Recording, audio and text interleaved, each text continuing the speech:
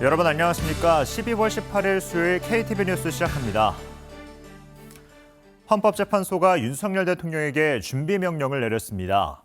오는 24일까지 비상계엄과 관련한 국무회의록과 계엄포고령 1호, 증거 목록 등을 제출해달라고 요청했습니다. 최영은 기자의 보도입니다. 헌법재판소는 탄핵 심판 절차 진행 과정을 설명하며 윤석열 대통령에게 준비 명령을 내렸다고 밝혔습니다. 준비 명령엔 계엄 관련 국무회의록과 계엄 포고령 1호를 오는 24일까지 제출하라는 요청 등이 담겼습니다. 각 준비 명령은 어제 전자 송달하였고 대통령에게는 추가로 오늘 오전에 우편으로 발송하였습니다.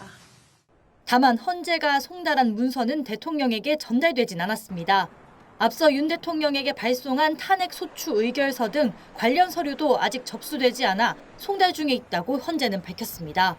우편을 통해 관저로 보낸 문서는 경호처의 수취 거부로, 대통령 비서실, 즉 용산 대통령실로 보낸 문서는 수취인 부재를 이유로 각각 송달되지 않았다는 헌재의 설명입니다. 헌재는 다만 송달 완료 기준과 최종적으로 송달에 실패할 경우 재판 진행 절차 등에 대해 재판부가 상황을 검토한 뒤 결정할 수 있다고 덧붙였습니다. 한편 헌법연구관 TF는 헌법재판관의 지시를 받아 이번 탄핵 심판과 관련해 사실 법리에 대한 종합적인 검토를 진행하고 있다고 헌재 공보관은 밝혔습니다. KTV 최영은입니다. 최상목 경제부총리는 경제외교부처가 함께하는 대외부처 장관 간담회를 정례화하고 종합적인 대외 경제 전략을 수립하는 등 통상 환경의 불확실성에 적극 대응하겠다고 밝혔습니다. 최 부총리는 서울 프레스센터에서 진행된 기획재정부 외교부 합동 외신기자 간담회에서 한국 경제의 견고한 펀더멘털에 대한 국제사회 이해도를 높이겠다며 이같이 말했습니다. 아울러 조태열 외교부 장관은 우리 외교안보에 한치의 공백이 없도록 할 거라며 한반도 정세를 안정적으로 관리할 거라고 강조했습니다. 합동참모본부는 북한 소형 무인기 침투 상황에 대비한 4분기 합동 방공훈련을 내일 실시한다고 밝혔습니다. 이번 훈련은 지상과 해상을 이용한 다수의 소형 무인기 도발 상황을 가정해 동서해와 후방지역 일대에서 시행합니다. 육군 지상작전사령부와 이작전사령부, 해공군 작전사령부 등 6해공 3군이 합동 방공전력을 운용해 적 소형 무인기를 탐지 식별하고 격추하는 방식으로 비사격 훈련으로 진행될 예정입니다. 합참은 훈련 소음으로 시민 불평과 오인 신고가 발생할 가능성이 있어 각군 작전사별로 지자체와 협조하고 주민 안내도 함께하고 있다고 설명했습니다. 정부가 전국 14개 대규모 투자 프로젝트에 대해 규제와 세제 측면에서 밀착 지원하기로 했습니다. 기후변화로 인한 농산물 공급의 불안정성을 해소하기 위해 여름 배추의 신규 재배 적지를 20% 발굴하는 등 대응 체계도 마련합니다. 신국진 기자의 보도입니다.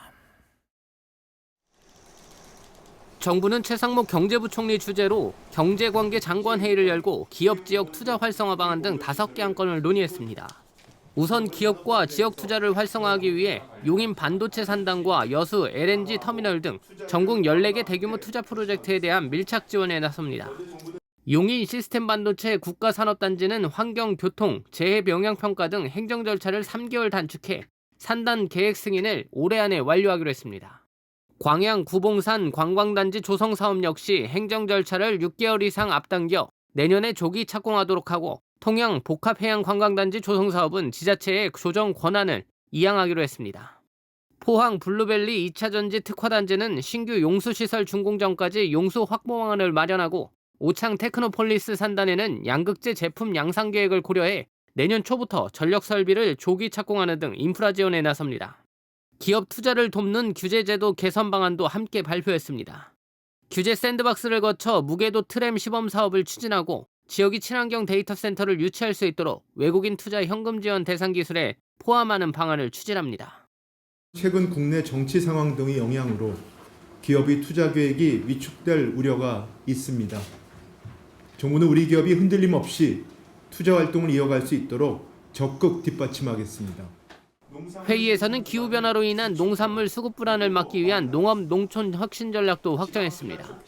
여름 배추는 평년 재배 면적의 약 20%에 해당하는 1,000헥타르 규모의 신규 재배 적지를 발굴하고 생산 단지 조성 시범 사업을 실시하기로 했습니다.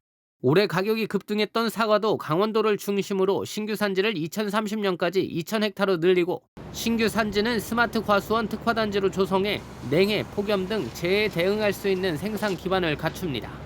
그린벨트 지역 내 허가 대상 시설로 스마트 농업 시설 추가를 검토하고 스마트 농업 육성지구를 2025년까지 4개소 지정하기로 했습니다. 한편 정부는 온실가스 감축을 위한 수소 불화탄소 관리제도 개선 방안을 발표하고 이산화탄소보다 10,000배 강력한 온실가스 수소 불화탄소 배출을 2035년까지 약 2천만 톤 감축하기로 했습니다. KTV 신국진입니다. 중소벤처기업부는 지난 1일부터 진행 중인 12월 동행축제 15일간 매출이 3,076억 원을 기록했다고 밝혔습니다. 1TV 홈쇼핑 등 온라인 채널을 통한 매출이 2,753억 원이었고 지역행사 판매전 등 오프라인 매출이 323억 원입니다. 온누리 상품권과 지역사랑 상품권은 각각 1,144억 원, 46억 원이 판매되는 등 매출에 간접적으로 도움을 줬습니다. KTV 뉴스를 마칩니다. 저희는 내일도 국정 소식을 한 걸음 더 빠르게 전해드리겠습니다. 함께해 주신 여러분 고맙습니다.